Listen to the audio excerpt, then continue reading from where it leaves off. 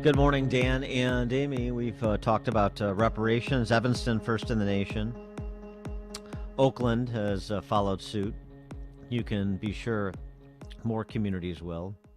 We also know that um, this is permeating all disciplines. For example, medicine. Two East Coast doctors writing in a Boston Review for a reparations plan in medicine.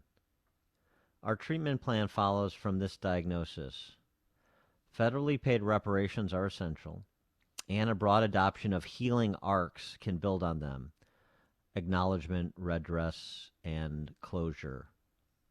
Acknowledgement, redress, and closure. ARC. Closure. Interesting. Federally paid reparations are essential, and a broad adoption of healing arcs can build on them, directly implementing restitution across a variety of institutional contexts and for a range of marginalized BIPOC communities. Again, BIPOC, for those of you who are not updated on your Orwellian acronyms, Black, Indigenous, Persons of Color. That's part of Words for Profit, right? Words with. No, not mine. Not No, yours. not taking credit for that. And part of that includes things like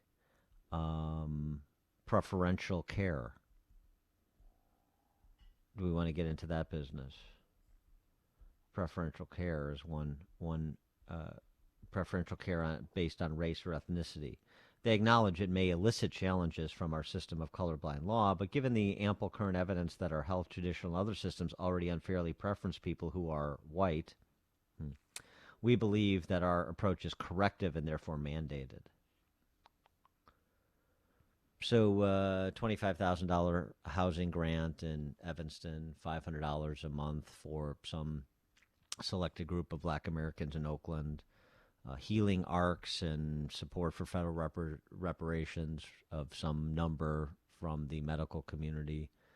Robert Johnson, the founder of BET, we've talked to him on this show. He has his own reparations plan. What was the number? Something akin like $40,000, something like that Per household. And maybe when Kamala Harris comes to Chicago today, she could stop by Evanston. To write a check. Yeah, well, she's given her reparations family's age. history. Is that reparation age, right? She's coming in a few hours. Well, so here's the ARC. That's an interesting acronym. Acknowledge, redress, and closure. Is there any possibility of getting closure, or is that acronym oxymoronic? Once you start paying out, where is the end? Where is the end with the arguments that Ta-Nehisi Coates and others have made, but he gets most of the credit, or I would say blame, because it's mostly sophistry. But nonetheless, the argument that's been adopted from his essay from 7 years ago in The Atlantic is everything America essentially was built on the original sin of slavery and the inhibition of wealth creation among black slaves because of that pernicious institution, combined with discrimination, which Coates actually focuses more on than he does slavery. Discriminatory laws and practices in the 20th century has irreparably harmed, really irreparably harmed is what he argues, so I don't know how you repair something that's irreparable. Irreparably harmed black Americans' economic fortunes, thus so that reparations are demanded, as whites have benefited even indirectly from those pernicious practices and the theft of black labor, whether in slave form or through discrimination protecting whites against blacks in the labor market or the housing market, for example. That's the argument. So tell me, if that's the premise from which you start, where and at what dollar closure comes. Well, that's a question we should put to our next guest. He's an old friend. He actually he got some screen time in that City So Real docuseries we talked about on the show on Hulu. He is our friend, Reverend Gregory Steele Livingston. He's the president of the Leaders Network, New York City, And he was a guy who led shutdowns of expressways after the Laquan McDonald shooting, and now he's leading a shutdown of Third Avenue in New York City because he wants to fold in some of the other Western nations, not just the United States, that were also culpable in the slave trade. Reverend Greg, thanks for joining us again. Appreciate it. The great Dan Proft. I miss Well, you, man, and the mighty Amy Jacobs. Great and mighty. All right, he's I buttering love us it. up. Okay. He's You buttering can us stay up for the all kill. day. Yeah, I know what wait, he's doing. I'm buttering you up. I'm just protecting myself, man. What do you mean? All right, so before I force you to address the point I just made, give us what you're doing in New York City. What's Chicago and doing in New York City? Sure. I moved here in 2019 to pastor a church. It was an opportunity that opened up to me. And, of course, as soon as I got here and got kind of settled, the pandemic hit, so everything changed, right? But something that I was doing earlier, the first part of this year, we did a thing called Saving the Soul of America at the inauguration eve, about just trying to bring healing to the country and the like. So for Black History Month, I had gone to the African National Burial Ground here in New York City. I had never been there before, Dan and Amy. And when I got there, I was really it blew me away, because being a Midwestern guy, a Chicago guy, the East Coast and the whole slavery argument is very different because of, the 13 colonies and everything. And so basically, New York was colonized by the Dutch. It was formerly New Amsterdam. And New York, I didn't know, owned more slaves than any other northern state. And New York had their number one commodity was not like cotton, tobacco, or sugar. It was black-skinned African slaves. So when I began to look at this, I was like, wow. And so then I started, doing some studying and in terms of the Netherlands, the Dutch, and all that. And the way I look at it, it's kind of different, I think, at least, than the way a lot of people are approaching the reparations argument. It's not just about America. Brazil got 10 times the number of Africans that America did, but these are the Americas. We're looking at Portugal, Spain, France, Denmark, Britain, and of course the Netherlands is where we want to start. One of the things we're planning is to do Juneteenth Amsterdam 2021, because they're still struggling with stuff down there in Holland with Black Pete, the little black elf and Germanic tradition that travels with Santa Claus, with Sinterklaas. And so when Santa Claus gives the good kids gifts, but when the kids are bad, the little black elf, he slides down the chimney and he whips their tails, right? And so, I've been talking to some of these Dutch activists also, and they were like, well, they said because the Dutch put on blackface to celebrate this every year, and Afro wigs and big red painted lips, these caricatures, as it were. And they say, well, the reason we wear blackface is because of the soot from the chimney. And they said, well, what about the nappy hair and the big red lips? All I'm saying to even mention that is that this whole issue in terms of struggle, in terms of how we envision one another, but I see it as a multinational piece. It is global leverage. Bloomberg Business said that in 1860, the value of slaves in America, estimated now, would be $42 trillion, more than the combined value of all the railroads, factories, and banks. And so, just to shut up and let you get at me, so to speak. And Dan, I love you, man. You're the best, man. I love you too. I just saw the video where you had me come out and say that Ron told me he had big balls, man. That is forever. Yeah, that is forever. That's the best. That is the best. But the thing is that where I'm operating from is that slave owners have received reparations and their descendants, but the descendants of slaves have never have. And for me, it's not emotional. It's not any of that. It's just business. Services were rendered. Pay up. Well, but how are you going to prove that you are a descendant of slaves? Well, my grandfather was born in 1883. Mm-hmm. His parents were slaves.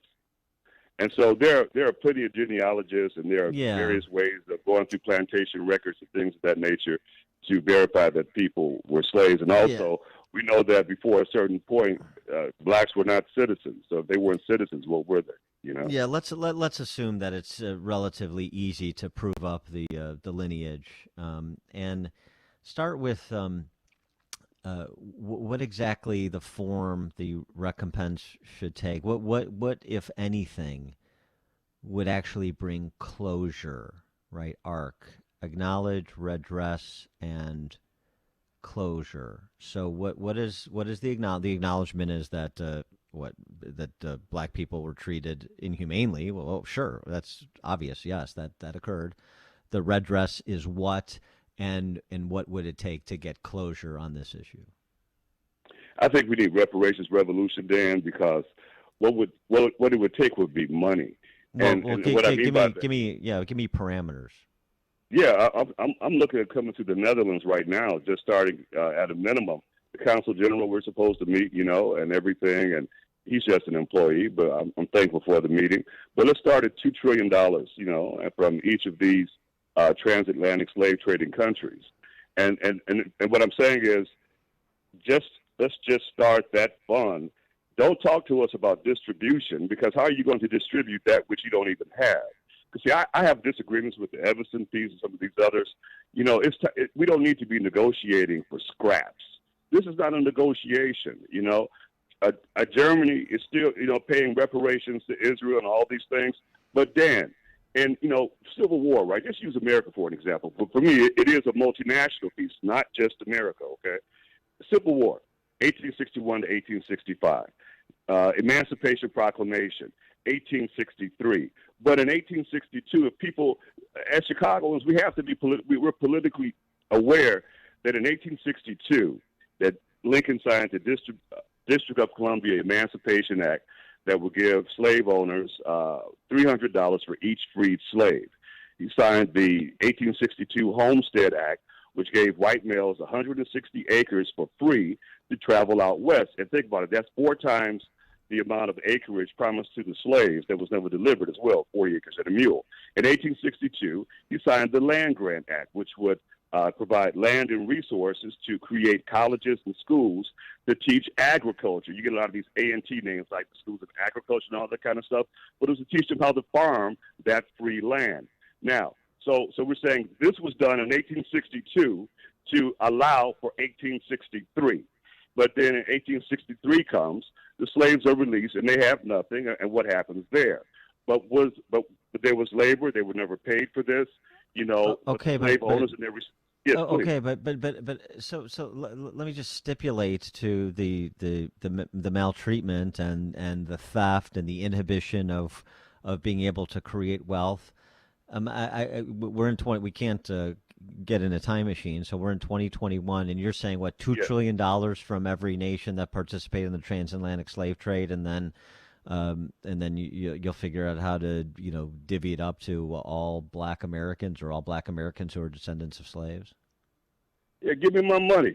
You know, I mean, look. Is that what you're saying essentially? Is that just $2 trillion, and you think distributing that among 40 million Black Americans, let's say, whatever that number is. Let's just round numbers. Let's say it's $100,000 per Black American, or 250,000 or 500,000. I don't really care what the number is. The point is I'm getting to is whatever the number is, you think that's going to provide closure on these racial issues, particularly for those whose business model is inflaming racial animus.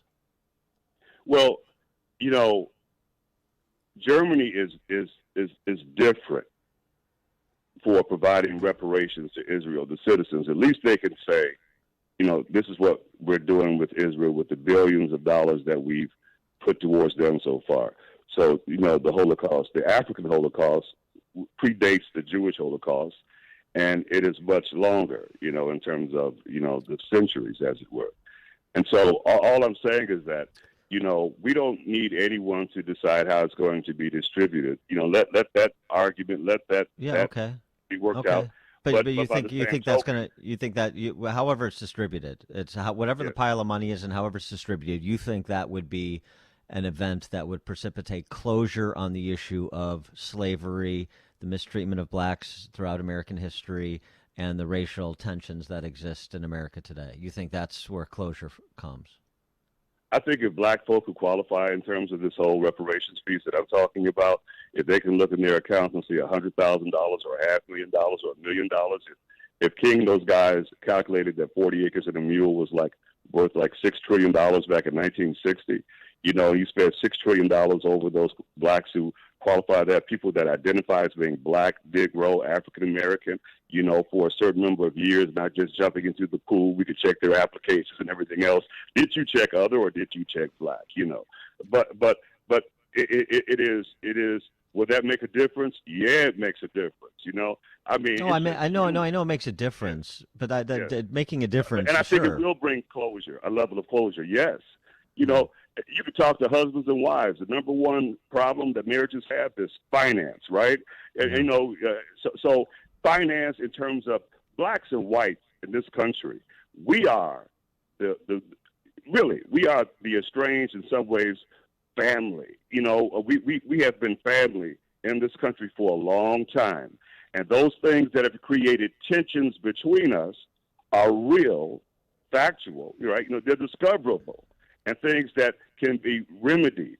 And so, you know, because other people, I mean, we started this thing together, Dan. You know, we did. You know, we started this thing together. And so when I hear things like BIPOC and all that, that's cool. I had a gentleman yesterday. We shut down 3rd Avenue, 42nd and 3rd yesterday, right here in New York City. I had a gentleman, a Jewish gentleman. He began to scream at me from the sidewalk because I'm in the street there. You know how we do it. You know, and he says, and I got like 80 cops around me, NYPD. They wouldn't arrest me. And I mean, I don't know why. But he screams at me. He says, what about my, he says, I'm Jewish. He says, I'm Jewish. What about my people? And I said, sir, I said, why is it whenever we bring up black issues, someone always has to say, but what about? I said, this is the black demonstration. When you have the Jewish one, invite me and I will support you. I said, but sir, don't you know that Israel has received reparations from Germany? I said, can't we do the same? He was real mad and all this kind of stuff. But what I want to say, Dan, but the other side of the closure is the resentment that will come that happens from this. Because, you know, this is 2021, and a lot of people will be upset that, okay, now these black folks who were not in slavery, now they have this money. But see, that's because they're thinking emotionally and thinking in terms of their own personal journey and struggle, you know, on the planet. Yeah, well, yeah. I mean, the resentment, Barack Obama said that. He said, look, I didn't, you know, I'm not talking about him politically, if you will. But he said, I didn't bring up the reparations thing because of resentment and resistance from white people. But I understand that. All of a sudden, you live next door, to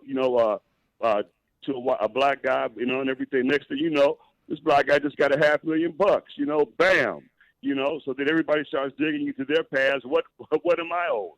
But the difference is, Dan, is that, you know, white people would have to say, you know, that if I was in indentured servitude and I'm from Ireland or I'm from some other country or whatever, you need to go back to that country. And what I'm saying is that we as black people don't really have that. You know, I'm not half Irish and half Dutch. I'm half Arkansas and half Louisiana, man. I'm quintessentially American, right? Mm-hmm. And so where do I go to? But where I go to is that the Dutch were a slave trading juggernaut. And so when you have, you know, from New York to Rotterdam Port and all this, these banks and all these things, they were built on the backs of black-skinned slaves. Great Britain's pre-capitalist accumulation of wealth was based on the hunting and trading of black-skinned slaves that financed their industrialization. Slavery financed industrialization in all these countries. Because you know, slavery is the economic engine of empire. There's a little okay. There's a little bit of historical context that you're getting to that is otherwise largely absent from this discussion. And of course, you know, there's a good piece actually on this in Touchstone magazine by R.V. Young, who's a former English professor at NC State, and he reminds us that before the first Portuguese traders set foot on the shores of West Africa in the 15th century, kingdoms in sub-Saharan Africa were enslaving their conquered enemies, selling them to buyers in the north of Africa and Asia Minor and India and the coastal lands of Eastern Mediterranean Europe and so forth. And so you get into this lack of context and, frankly, the eradication of slavery, which came to the West thanks largely because of Christianity, and the incompatibility of slavery with being devotee of Christ. But Christianity was used to justify with the Hamitic hypothesis. Well, I that the understand. Son of I Man was understand. cursed, I understand. But ultimately, too, I mean, finding its own end was something rather unique in the West. As we know, slavery still exists in parts of the world today. Yes. And so it's just that lack of historical context and the precedent that it would set, I think, is just more troublesome than you're giving credit. Well, I'll say this to you: the Shanghai Empire, right? The Shanghai Empire is one of the great Western states, Western African states, and so in 1591, Jamestown and Sullivan's Port in South Carolina. Jamestown's got 60% of the slaves. Sullivan's Port got 40%. So, but the Shanghai Empire in 1591, they sold some of their prisoners of war to slave traders, and they brought these folks to Sullivan's Port in 1591. But these were prisoners of war. These were not people that had been prepared, as it were, to become slaves. And so these prisoners of war that were sold by the Shanghai Western African, state empire, they could not be handled or dealt with. And so what they then did is they traveled to Germany to find out how to break humans so that you could so that you could properly enslave them. So then you go from 1591, just one of many examples, right, to 1619, because slavery is a science. There's a great Latin word. Greg, I'm sorry.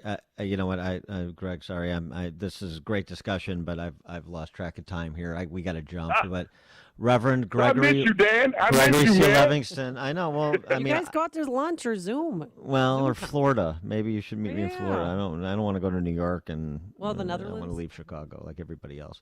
The Netherlands. We'll go to Amsterdam together.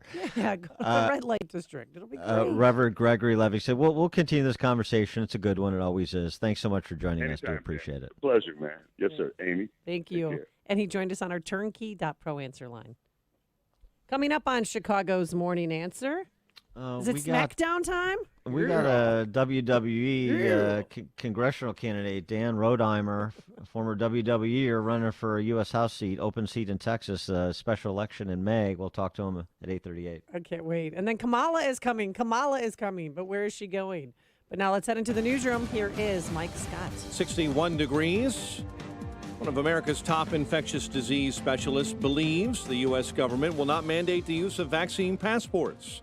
Dr. Anthony Fauci saying he doesn't believe the federal government would take a lead in any program tracking whether individuals receive coronavirus vaccine. The Senate parliamentarian says Democrats